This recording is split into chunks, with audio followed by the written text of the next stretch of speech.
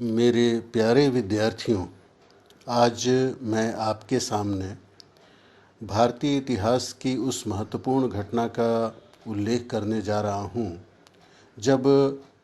1857 की महान क्रांति के बाद 1857 के विद्रोह के बाद जब भारत में पहली बार महारानी विक्टोरिया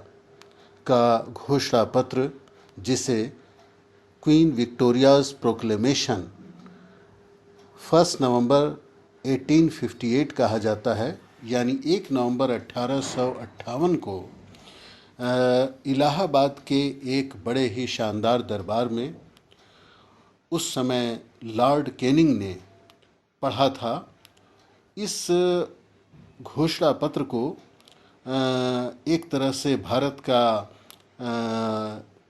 चार्टर कहा जाए, अधिकारों का घोषणा पत्र कहा जाए या मैग्ना कार्टा कहा जाए तो अतिशयोक्ति नहीं होगी, क्योंकि इसमें महारानी की सदिच्छा, उनकी उदारता का स्पष्ट संकेत मिलता है।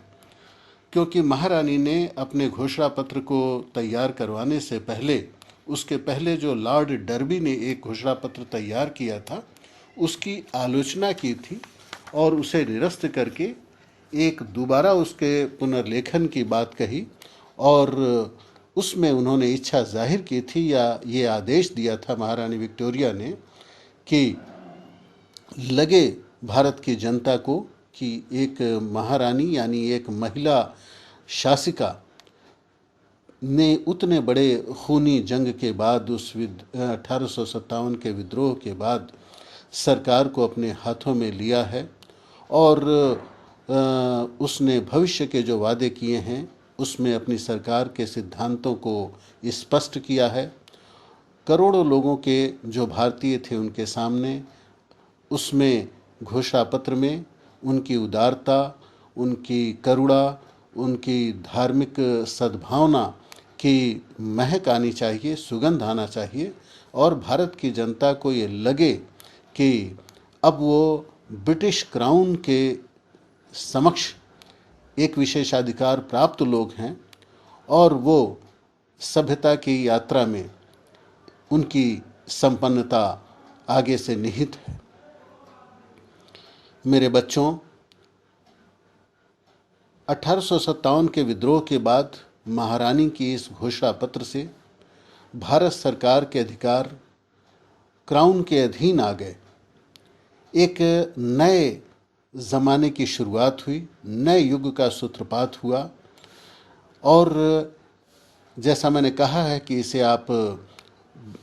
महान अधिकारों का चार्टर भी कह सकते हैं। बेटे, इनमें जिन सिद्धांतों को देश को दिखाया गया था उसे मैं आपको बताना चाहूँगा कि उस घोषणा के अनुसार लॉर्ड कैनिंग को पहला वायसराय भारत का और गवर्नर जनरल बनाया गया, जिसे वो भारत में अब महारानी के नाम से उन्हें शासन करना था इस क्षेत्र में। H.G. लोवेट ने कैम्ब्रिज हिस्ट्री ऑफ इंडिया में ये लिखा था कि भारत में सरकार का प्रधान वहाँ पर प्रस्तुत था और उस 1858 के 1 नवंबर की घोषणा के तहत वो पहला वायसराय और गवर्नर जनरल बनाया गया।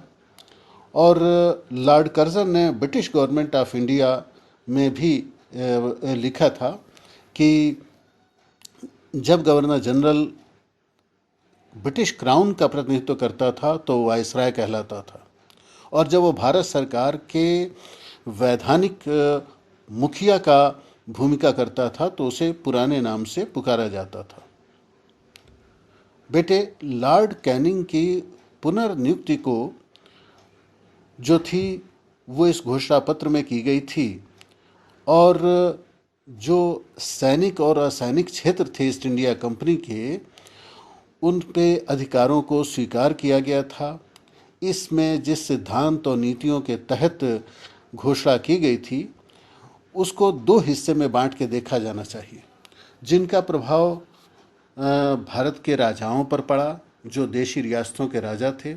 और एक बड़ा प्रभाव जो है वो भारत की करोड़ों जनता पर पड़ा। अगर हम देखें कि भारत की राजाओं पर क्या प्रभाव पड़ा, तो मेरे बच्चों, ईस्ट इंडिया कंपनी ने जो पहले से संधियां की थी राजाओं से, महारानी की घोषणा में कहा गया कि वो चलती रहेंगी, और जैसा संबंध कंपनी का राजाओं से था वो जारी रहेगा। वो अपने इच्छा से अपने क्षेत्र में रहेंगे, और ब्रिटिश क्राउन अब अपने साम्राज्य का विस्तार नहीं करेगा, लेकिन अपने अधिकृत राजाओं के, जिनसे उनके संबंध अच्छे थे, उनके ऊपर अगर कोई हमला करेगा या ब्रिटिश क्षेत्र पर कोई हमला करेगा, तो ऐसे आक्रामक रवैये को वो सहन नहीं करेंगे, बर्दाश्त नहीं करेंगे। इसके अलावा उन राजाओं की जो अधिकार और इज्जत थी, जो प्रतिष्ठा थी, उसकी क्राउन रक्षा करेगा जैसे वो अपनी करता है, और उनके साथ ही शांति के साथ जनता समृद्धि के रास्ते पर, शांति के रास्ते पर आगे बढ़ेगी। अगर हम बात करें बच्चों कि घोषणा पत्र का भारत की करोड़ों जनता पर क्या प्रभाव पड़ा, तो आप देखेंगे कि महारानी ने कहा था कि जैसे हम अपनी प्रजा को मानते हैं, वैसे ही अब धार्मिक क्षेत्र में कोई भी भेदभाव भारतीय जनता से नहीं किया जाएगा। चाहे व्यक्ति कितना भी बड़ा हो, वो धार्मिक आधार पर किसी का अपमान नहीं कर सकेगा। कानून की दृष्टि में युवा, वृद्ध, निर्धन, धनी, सभी को एक समान सुरक्षा प्रदान करने की ये घोषणा थी। और सरकारी सेवाओं में भर्ती की जो योग्यता रखी गई, वो बिना किसी जाति के आधार पर रखी गई। शिक्षा और योग्यता ईमानदारी के आधार पर रखी जानी थी, जिसके आधार पर भर्ती होती। और कानून में भी प्राचीन परंपराओं का और उन व्यवहारों का ध्यान रखा गया। इस घोषणा के तहत उत्तराधिकार के नियम और जो जमींदारों को पूरी तरह से सुरक्षा दी गई। ब्रिटिश प्रजा की जो हत्या हुई थी, जो विद्रोह के समय 1857 के विद्रोह के समय, बच्चों इसे ठीक से समझ लीजिए कि 1857 के विद्रोह में जिन ब्रिटिश नागरिकों की सीधे सीधे हत्या में जो शामिल थे, उनको छोड़ करके महारानी ने अपनी घोषणा में बाकी सभी लोगों को जो विद्रोह में शामिल थे, जिन पर विद्रोह का अपराध था, उनको बिना शर्त माफ़ कर दिया, क्षमा कर दिया। और रानी ने घोषणा की कि उनकी ये दिली ख्वाहिश थी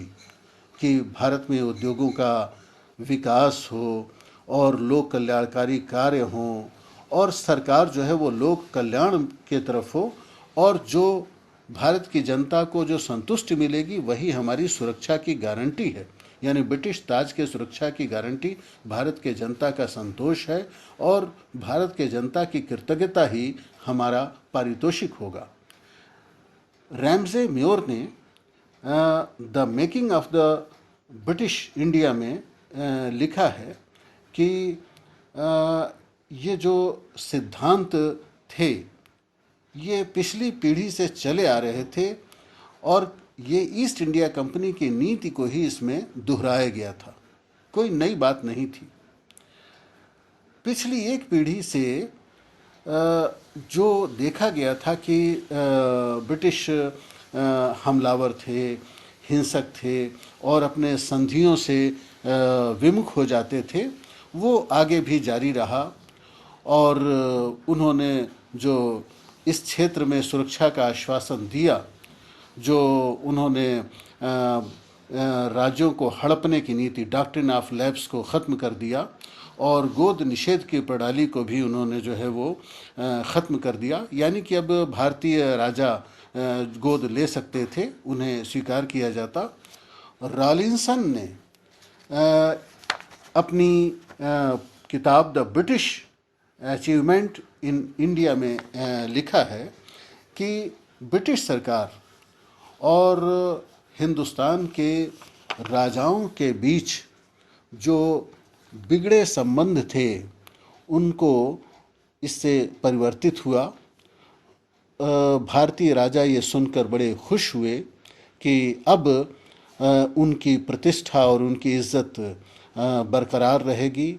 और कंपनी के काल में यानी ईस्ट इंडिया कंपनी के समय में जो संधियां उनसे की गई थीं वो अब भी जो है वो मान्य होंगी, उन्हें मान्यता प्राप्त रहेगी। बच्चों, जनता के लिए इसमें जो रानी ने सबसे बड़ी बात कही थी कि भारतीय जनता के धर्म में कोई हस्तक्षेप नहीं किया जाएगा, उनकी नौकरियों में भर्ती के समय समान अवसर उन्हें दिए जाएंगे, कानून के सामने सारे भारतीय बिना किसी भेदभाव के बराबर होंगे। ये बहुत बड़ी बात थी, और इसीलिए मैंने शुरू में कहा था कि इसे अगर हम भारत का आज़ादी का एक मैग्ना कार्टा भी कहा जा सकता है इसे। मैं तुम लोगों को अंत में बताना चाहूँगा कि विल्फ्रेड सिवान ब्लंट ने इंडिया अंडर रिपन नाम की किताब में लिखा था कि इस महारानी के घोषणा का एक ही दोष था कि इन सिद्धांतों को कभी अमल में नहीं लाया गया। ये केवल एक कागजी बहुत सुंदर एक घोषणा साबित हुई, लेकिन फिर भी हम अगर निष्कर्ष के तौर पर देखें तो इलाहाबाद के उस शानदार दरबार में लॉर्ड कैनिंग ने जो 1 नवंबर 1858 को महारानी विक्टोरिया का घोषणा पत्र जो भारतीय जनता के नाम पढ़ा था भारतीय राजाओं के बीच, वो एक बहुत बड़ी घटना थी। धन्यवाद।